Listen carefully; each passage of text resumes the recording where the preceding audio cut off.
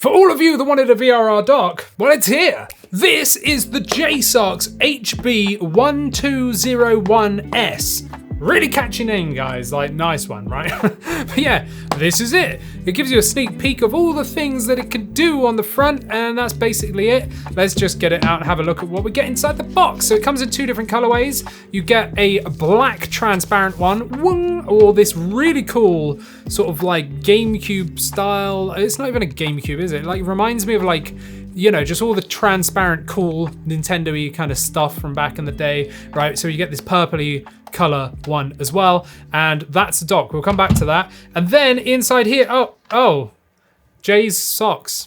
Don't know what they're doing in that. And then we get a USB-C to USB-C cable, which is the host cable, right? So a really long one. So you could plug pretty much like any handheld into this. You're not gonna have to worry about that. And that's basically it. So let's just go over the features of this really quickly, right? So this can actually support ALLM, wow, how are you meant to even say that? ALLM, which is auto low latency mode. It's got QFT for quick frame transport. We've got HDR, high dynamic range, and of course, VRR via HDMI 2.1 only. So yes, you do have to use an HDMI 2.1 cable and a supporting HDMI 2.1 input on your TV or monitor to be able to utilize VRR with this. Now let's go over the ports and everything on here as well, right? So on the top, we actually have, I didn't know what this was at first. I was like, what the hell is that? But it's an SD card reader. So you've got those two SD card readers, but you can't use them simultaneously. So it has to be like one or the other. You can't be transferring data from both at the same time. It's one or the other.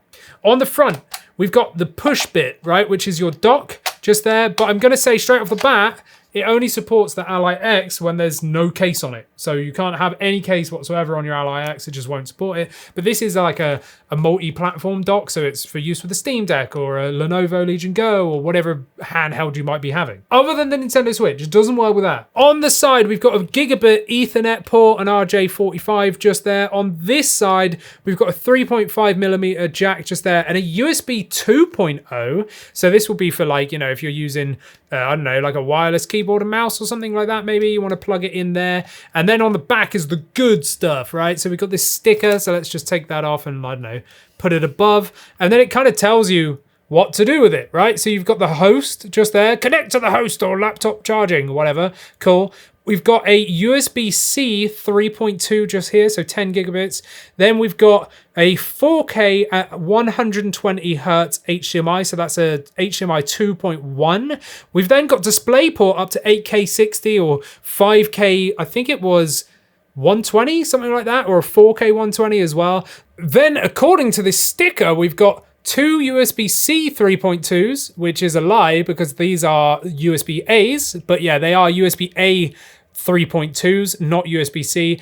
And then we've got our power input, our power delivery input, and that supports 100-watt charging. Now this actually has RGB LEDs as well. So when you plug it in, it is a complete light show, right? It just lights up like crazy. And you can even actually adjust all the RGB LEDs with Open RGB software, which is a free software you can download on Linux or on Windows, and you can, you know, customize all of that RGB. I actually haven't bothered. I've just left it like with some crazy acid trip going mental under my TV because I couldn't be bothered.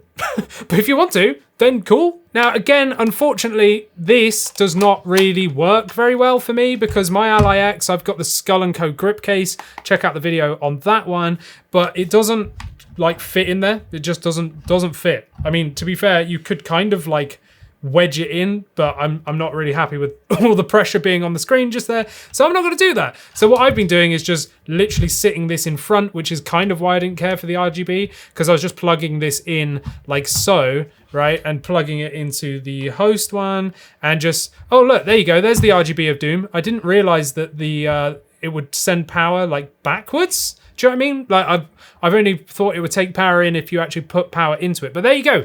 This is the crazy RGB LEDs of Doom, right? Which again, I've not really been seeing because I've just been placing this behind so that I can't even really see the dock. It's just the cable I see. But of course, if you don't want RGB LEDs of doom and you can't be bothered to install the software like me, then what you can do is just simply touch your finger on the top for a couple of seconds and boom, turns it off. You know, and that's just the RGB LEDs that turn off. If you press and hold it for a second, you don't have to put any pressure. It's like a capacitive touch, right? You just do this and then it's off, or you do this and then it's on. And I actually totally forgot you could do that, but you can. So if you're using an Asus ROG Ally or the Ally X and you want to utilize that 30-watt turbo, like docked mode, as if you're plugged into power, right? You are gonna need to use a 100-watt charger.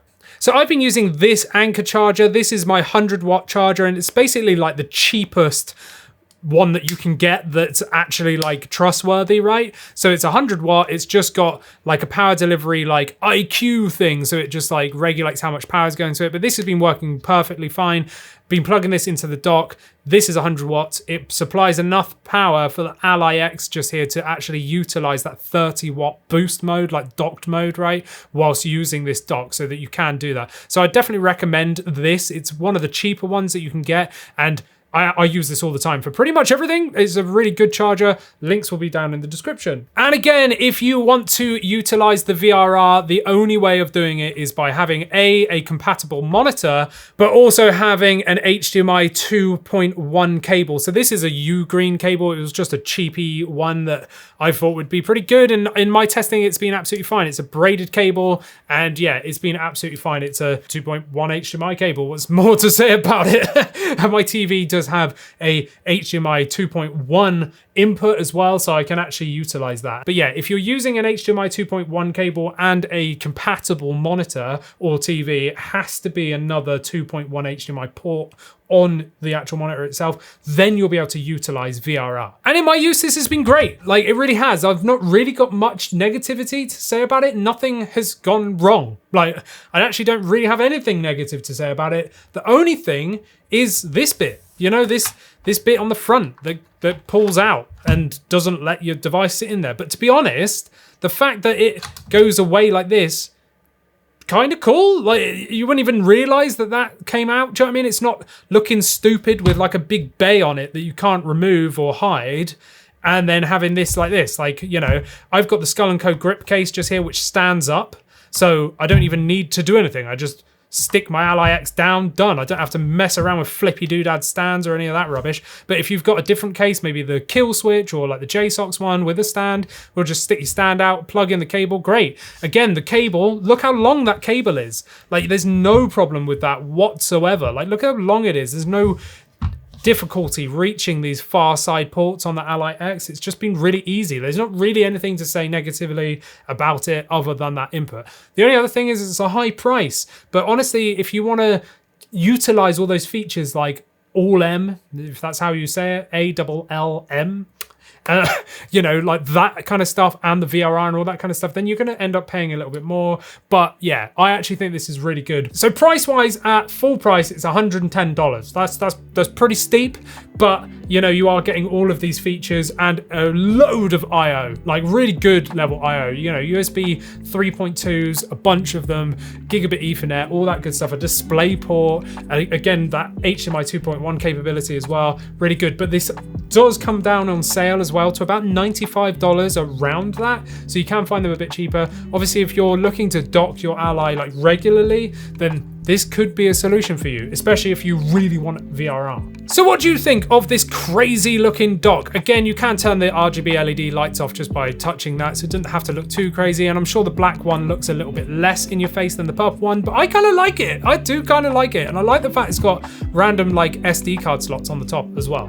But yeah, let me know your thoughts down below. What's your favorite dock? What dock are you using? Are you even bothering, or do you just play handheld all the time? Would love to know your thoughts down below. Links will be down below of everything I've talked about today, and you know, just say hi or something. I say no. Once you're down there, like this video, subscribe, become a member, and you can talk to me and AJ and all of our lovely Discordy people in our private Discord. And talking of AJ, check out our podcast over here. Check out another video from me down here. Bye.